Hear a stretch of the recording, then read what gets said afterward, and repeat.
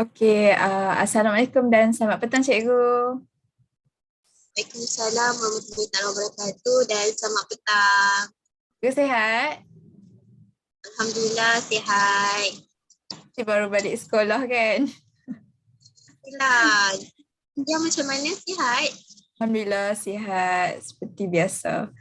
Okey, sebelum tu Nadia nak ucapkan terima kasihlah dekat cikgu sebab sudi meluangkan masa letih-letih balik sekolah ni untuk ditemu bual bagi melengkapkan tugasan Nadia untuk subjek etika ni.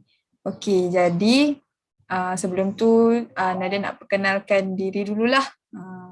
Nama diberi Nurul Nadia binti Yunus, nombor matrik 273653, merupakan pelajar ijazah sarjana muda pendidikan, bimbingan dan kaunseling dari Universiti Utara Malaysia. Okey, jadi tujuan Nadia menemui cikgu hari ini adalah untuk memenuhi keperluan tugasan bagi khusus SSKC 2343 iaitu etika dan akta kaunselor. Jadi temu bual ini akan berlangsung selama 20 hingga 30 minit dan saya berharaplah dari pihak cikgu dapat memberikan kerjasama dan menjawab soalan saya dengan baik. Jadi untuk temu bual pada hari ini saya bersama dengan cikgu lah ataupun kaunselor berdaftar yang hanya berkaitan dengan satu kod etika iaitu bahagian B, kerahsiaan, komunikasi, privilege dan privacy. Bak kata orang tak kenal maka tak cinta. Jadi boleh cikgu kenalkan diri dan ceritakanlah sedikit latar belakang pendidikan cikgu, kerjaya cikgu sebagai seorang kaunselor dan tempat cikgu berkhidmat sekarang. Silakan cikgu. Okey, terima kasih Nadia. Salam perkenalan untuk Nadia. Okey, saya Siti Haji Sabarah binti Kadri. Boleh panggil saya dengan panggilan Cikgu Haja. Kemudian saya merupakan pelajar lepasan daripada Universiti Utara Malaysia juga dengan program ijazah sarjana muda pendidikan, bimbingan dan kaunseling. Okay, samalah kita ni kan. Okay, saya baru je dipostingkan baru 3 bulan di SMK Telupit, Sabah. Okay, saya orang Johor sekarang menetap dan mengajar di Sabah.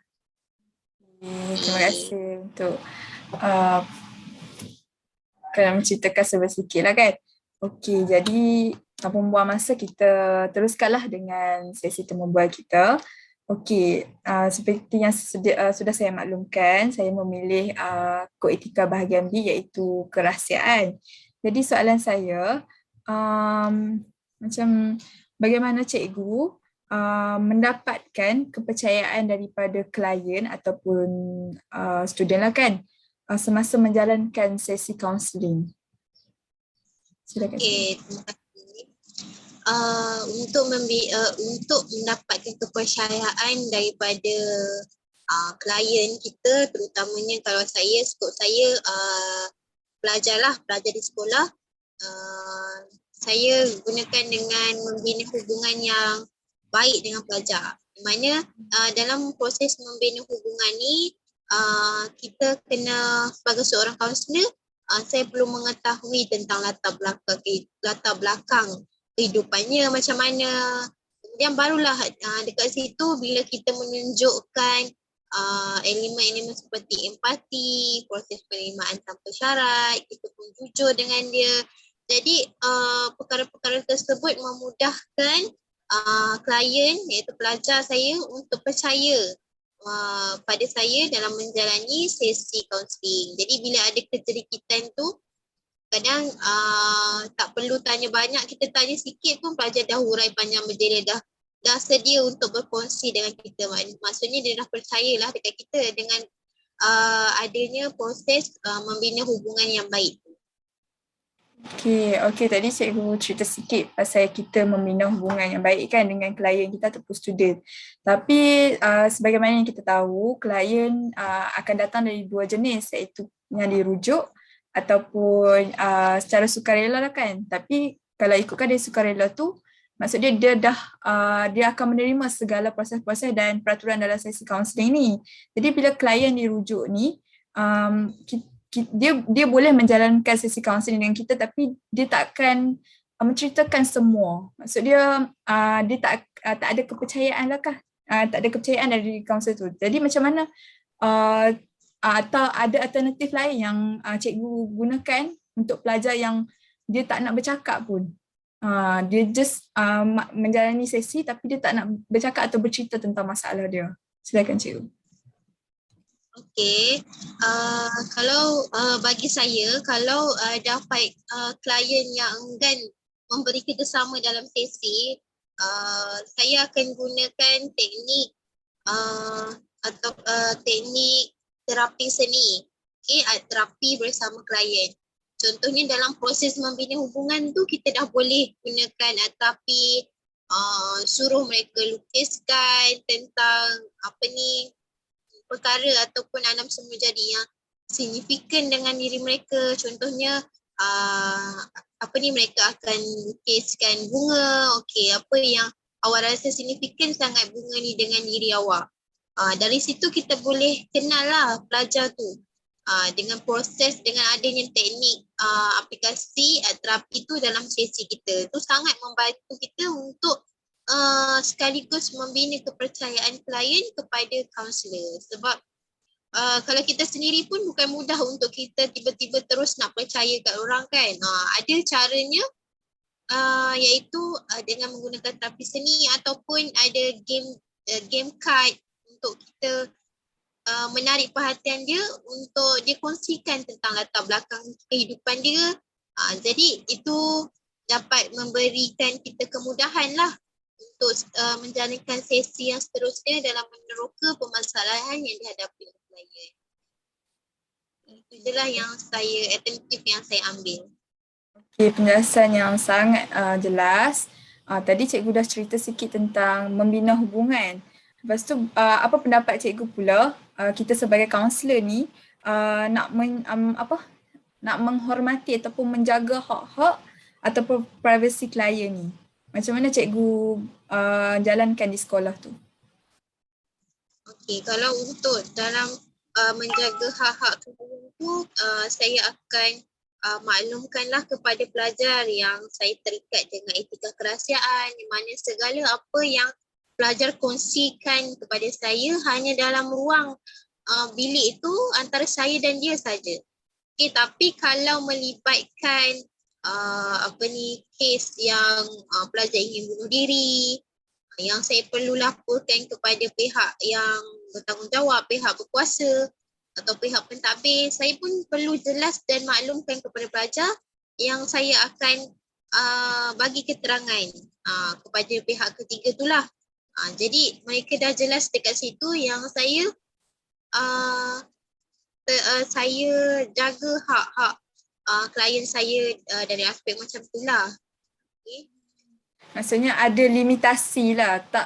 Maksudnya jika perkara yang diceritakan oleh klien tu membawa kepada perkara yang mengancam nyawa, maksudnya akan kaunselor sendiri akan membawa perkara tersebut kepada pihak yang ketiga. Adakah perkara tersebut mendapat persetujuan ataupun klien boleh saja lakukan secara diam-diam?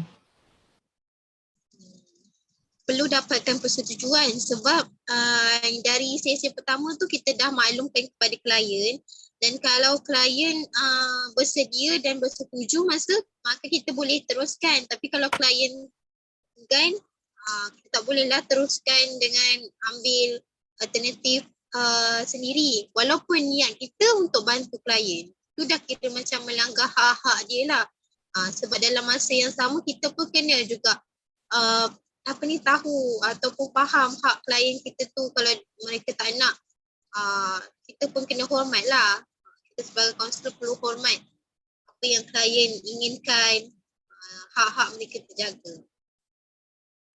Okey, tadi cikgu dah cerita sikit tentang limitasi dan hak-hak klien. Lepas tu saya nak tahu jugalah macam mana cara cikgu menyimpan ataupun melupuskan rekod selepas sesi atau penamatan. Okey. Untuk saya masih belum berpengalaman untuk lupuskan tu sebab saya baru je berkhidmat 3 bulan. Tapi untuk sekarang ni dalam bidang bimbingan dan kaunseling di sekolah, kita ada satu apps, satu sistem itu yang dinamakan SEPKM. Okey, segala rekod-rekod kaunseling, pelaporan, semua kita akan type dan dia akan tersimpan macam tu je lah dekat dalam sistem tu. Okey, jadi kita tak perlu lagi untuk menulis tangan ataupun print out report-report klien kita untuk difailkan. Sebab sekarang pun teknologi dah makin canggih, jadi kita kena menggunakan sebaiknya lah. Kita kurangkan penggunaan kertas kan. Jadi kalau untuk pelupusan tu saya tak pasti macam mana sistem tu berfungsi untuk dia akan padamkan ke apa ke, saya tak pastilah. Tapi saya rasa dia tersimpan. Cuma kalau untuk tahun depan pelajar tu punya sesi kaunseling akan jadi semula lah, akan bilangan 1 balik. Okey, tadi bila cikgu cakap pasal dah gunakan sistem, maksud dia kita akan akses lah benda tu. Adakah sistem tu hanya boleh diakses oleh cikgu ataupun ada pihak lain yang boleh akses juga? Okey, sistem tu pihak pentadbir boleh akses. Cuma untuk baca report-report kaunseling klien tu tak boleh lah. Sebab mereka hanya untuk mengesahkan je sebarang aktiviti-aktiviti kaunseling kita di sekolah. Okay. Okay, kita dah selesai untuk mengenai perekodan. Jadi saya nak masuk pula kepada macam mana cikgu menjaga kerahsiaan ketika menjalankan sesi kaunseling kelompok. Okey, tadi kita dah sembang semua tu kebanyakannya berkenaan dengan sesi kaunseling individu. Tapi bila kelompok ni dia dah melibatkan jumlah pelajar yang agak ramai, dan macam mana cikgu nak menjaga sekiranya ada pelajar tu dia bercerita masalah dia dan tak nak masalah dia tu dikongsi oleh lain. Mungkin cerita dia tu tak disebarkan melalui cikgu tapi melalui kawan-kawan. Jadi bagaimana cikgu nak menjaga kerahsiaan semasa sesi kelompok tu? Okey, untuk sesi kelompok kita akan selain daripada kita bagi tahu tentang etika kerahsiaan, kita juga perlu, saya sebagai seorang kaunselor berperanan untuk membuat peraturan. Antara membuat peraturan di dalam sesi kaunseling, okey, tanya pendapat setiap ahli apakah peraturan-peraturan yang ingin ditetapkan, dan jika perlu setiap peraturan tu jika melanggar kita akan buat dendaan. Contohnya apa-apa segala bentuk dendaan lah yang dipersetujui dalam kelompok tersebut. Jadi perkara tu dapat membantu para pelajar untuk ingat, apa yang kawan aku ceritakan ni aku tak boleh bawa keluar, nanti aku kena denda macam tu macam lah. Okay. Jadi itulah antara salah satu alternatif yang saya sebagai seorang kaunselor boleh ambil sepanjang melaksanakan proses kaunseling kelompok. Okey. Terima kasih cikgu, penjelasan yang sangat jelas yang saya boleh guna pakai untuk dekat sekolah nanti. Lepas tu saya nak tanya jugalah pendapat cikgu lah, adakah penting seorang kaunselor tu dia mempunyai pengetahuan tentang pelbagai budaya? Ya, bagi pendapat saya sangat penting sebab kita, kalau macam saya sendiri di Sabah, umum mengetahui bahawa Sabah mempunyai pelbagai etnik. Okay, kalau dekat tempat saya etnik dusun, ramai yang dusun. Jadi kita sebagai seorang kaunselor memang perlu ambil tahu dan berpengetahuan tentang budaya masyarakat. Macam saya, masyarakat setempat saya itulah macam mana cara mereka bercakap, cara bahasa non-verbal mereka macam mana, selain daripada kita memahami dialek-dialek mereka kan. Saya rasa sangat pentinglah untuk kita bila melaksanakan proses kaunseling bersama pelajar tu, dia tak jadi isu antara kita dengan student. Maksudnya macam kita tak boleh menerima mereka. Jadi kita kena faham dan tahu tentang berpengetahuan tentang budaya lain supaya proses kaunseling kita tu berjalan dengan lancar tanpa ada persepsi negatif daripada pihak kita maupun pihak klien. Okay. Lepas tu kan, saya nak tanya jugalah cikgu, apa cabaran yang cikgu hadapi lah ataupun yang mungkin cikgu tak hadapi semasa menjadi seorang kaunselor ni bila kita nak kaitkan dengan isu kerahsiaan dekat sekolah ni. Bila sebagaimana kita tahu, stigma terhadap profession kaunselor ni banyak. Apabila kaunselor ni dia tak boleh menjaga, dikatakan tidak boleh menjaga kerahsiaan. Maksudnya bila student tu dia menceritakan masalah dia kepada kaunselor, esoknya boleh jadi cikgu-cikgu lain atau rakan-rakan lain akan juga tahu. So, adakah cikgu menghadapi cabaran ni dekat sekolah sekarang? Okay, sebenarnya cabaran mengenai etika kerahsiaan ni memang saya rasa kebanyakan cikgu-cikgu kaunseling di sekolah memang melaluinya. Okay, setakat ni untuk proses saya berkhidmat selama 3 bulan, saya belum berdepan dengan situasi tersebut. Namun jika saya berdepan dengan situasi tersebut pada akan datang, kita sebenarnya perlu jelaskan dan perlu sentiasa ingatkan pelajar bahawa sebenarnya proses kaunseling ni memang tak boleh orang lain tahu. Maksudnya macam apa yang diceritakan hanya saya dan dia dan pihak pentadbir jika perlu. Okay, jadi kita kena sentiasa ingatkan pelajar untuk kalau awak nak berkongsi dengan saya, awak berkongsi dengan saya je. Kalau cerita ni tersebar dekat lain, mungkin awak berkongsi dengan kawan-kawan lain. Jadi kalau awak tak nak benda ni tersebar di pada mulut-mulut kawan, pada cikgu lain, so awak kena sendirilah berjanji pada diri awak yang awak takkan kongsikan pada orang lain. Dan juga untuk diri saya akan memastikan bahawa apa yang saya janji tu saya perlu kotakan lah. Okay, kalau saya dah kata saya kena pegang etika tu, kita kena ada prinsip yang memang kita pegang. Etika kerahsiaan. Jadi dapat saya apa yang saya dapat daripada cikgu ni, maksud dia isu ni sebenarnya terjadi kerana diri kita sendirilah. Maksud dia semua credibility profession counselor ni sebenarnya bergantung kepada personality seorang counselor tu sendiri. Okey, satu saya nak tanyalah kan, bila kita menjalankan sesi counselling, maksud dia kita bekerjasama dengan klien. Adakah kita sebagai kaunselor boleh bekerjasama dengan ibu bapa ataupun penjaga untuk kita berikan perkhidmatan yang terbaik kepada klien kita tanpa persetujuan daripada klien? Maksud dia kita tak ada persetujuan daripada klien, tapi kita berusaha nak membantu dia, tapi kita dengan menjalin hubungan dengan ibu bapa atau penjaga dia. Adakah benda itu dibenarkan? Kalau dekat sekolah sebenarnya tak ada isu pun mengenai nak jalankan perkhidmatan bimbingan dan kaunseling kepada pelajar. Tapi untuk ada hubungan yang macam mana menjalinkan hubungan yang baik bersama ibu bapa pelajar tu lah.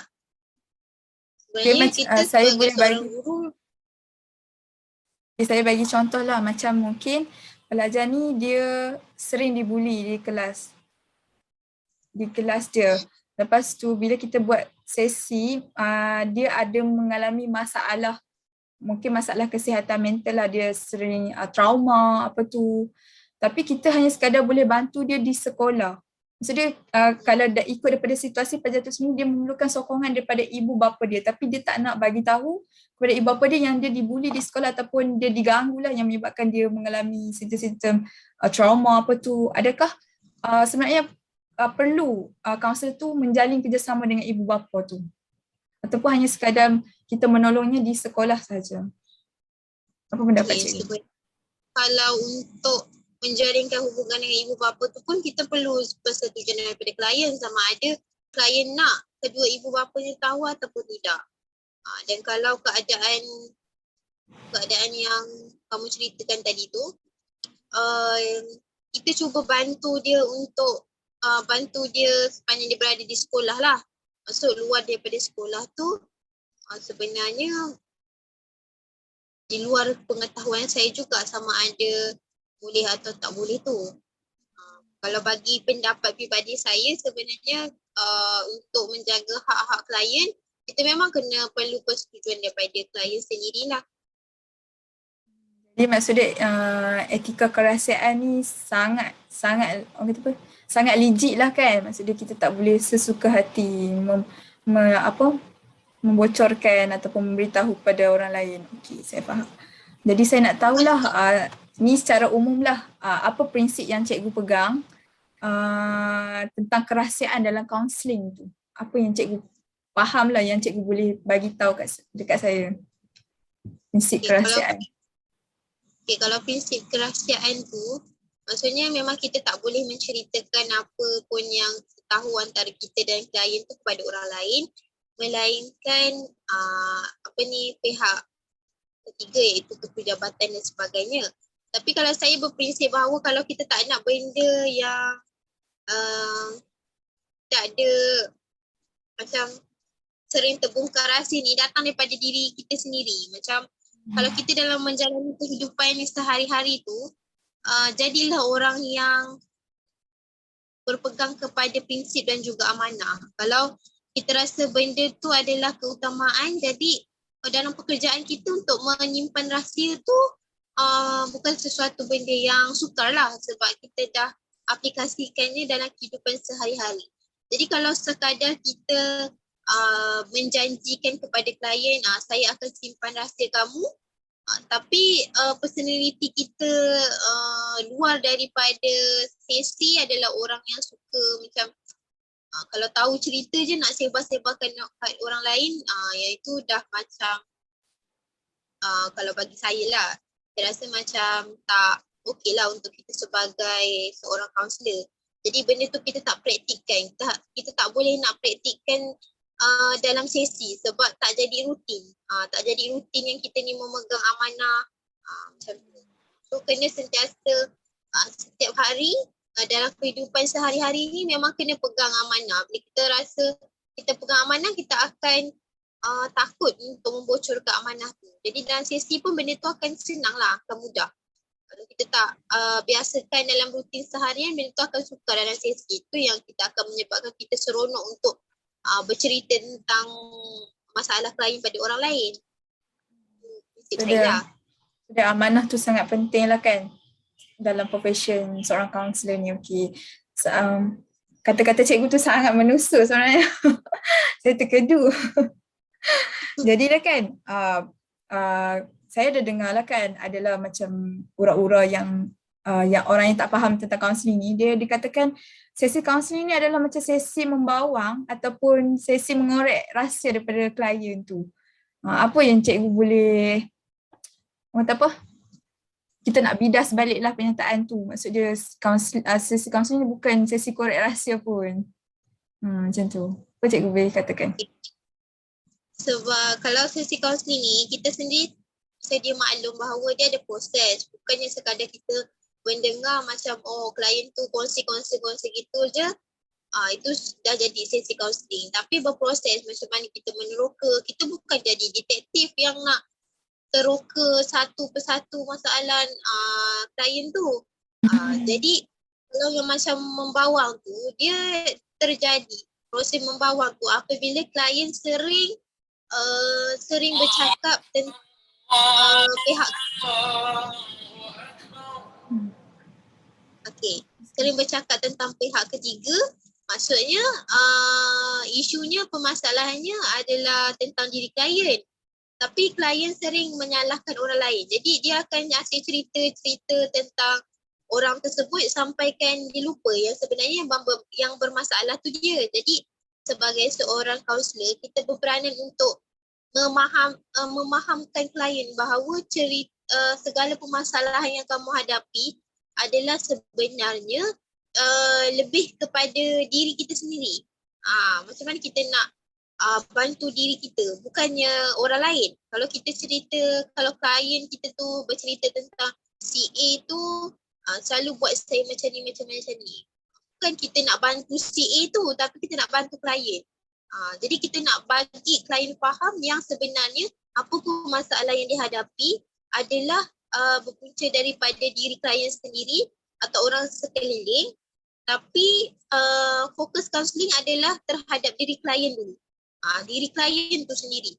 Bukan kita nak cerita pasal keburukan si A ke si B ke si mana tu. Nanti klien akan tahu jauh daripada sesi counselling tu yang jadi sesi membawang. Jadi kaunselor tu sendiri yang kena alert dengan apa yang dikongsikan oleh klien. Kalau klien dah macam melalut nak membawang, kita tarik balik klien untuk bawa sebenarnya masalah ni kita nak bincangkan tentang masalah kamu. Tentang isu yang kamu bawa. Jadi tak perlulah kita nak discuss tentang orang lain dalam sesi. Macam itulah. Maksud dia, kaunselor tu maksudnya kita ni macam kita sebagai kaunselor ni, maksudnya kita ada kemahiran-kemahiran yang kita belajar. Maksudnya bukan sekadar kita masuk telinga kiri keluar telinga kanan. Jadi maksudnya ada kemahiran kita memproses atau menafsir kata-kata klien tu kan, cikgu kan? betul. Okay, lepas tu saya nak tahu jugalah bila kita bercakap pasal etika kerahsiaan ni, adakah cikgu rasa dia sangat-sangat penting dalam profesi sebagai seorang kaunselor tu? Khususnya kepada kami ni yang sedang belajar, maksudnya belum bekerja, adakah kami perlu terapkan nilai kerahsiaan dalam diri kami ni? Cikgu bagi pandangan. Bagi pandangan saya memang sangat-sangat penting. Sebab kita ni nak bantu orang. Bila kita nak bantu orang, kita kena pupuk rasa percaya dalam diri dia. Bila dia dah percaya, tiba-tiba kita ingkari kepercayaan dia, klien kita akan lebih bermasalah. Nanti klien kita tu tak akan dapat dibantu langsung. Sebab dia dah ada stigma yang mengatakan, kaunselor ni tak boleh dipercayai. Bila seorang kaunselor buat macam tu, dia akan rasa semua kaunselor tu sama. Jadi sampai bila diri dia pun tak akan terbantu. Jadi untuk Nadia memang sangat penting untuk terapkan nilai untuk sentiasa pegang rahsia, sentiasa amanah dalam kehidupan sehari-hari lah. Sebab benda ni, perkara ni bukannya sehari dua nak pupuk rasa kita ni perlu ada rasa untuk menyimpan rahsia. Tapi sepanjang proses kita belajar di universiti tu, selama 4 tahun, 4 tahun tu lah kita kena sentiasa menerapkan bahawa saya perlu memegang amanah dan saya perlu menjaga kerahsiaan klien saya.